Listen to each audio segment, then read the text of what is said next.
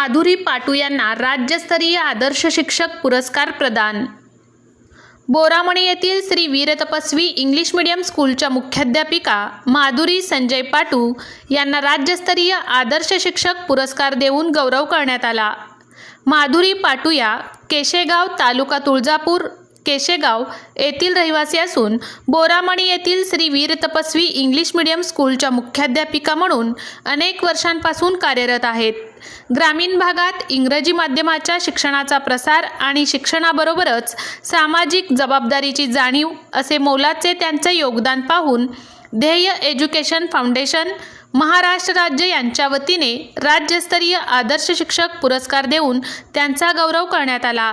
पुणे येथील ग.दी. माडगुळकर नाट्यगृह निगडी येथे पार पडलेल्या दिमागदार सोहळ्यात हा पुरस्कार प्रदान करण्यात आला। या कार्यक्रमास विविध मान्यवरांची उपस्थिती लाभली।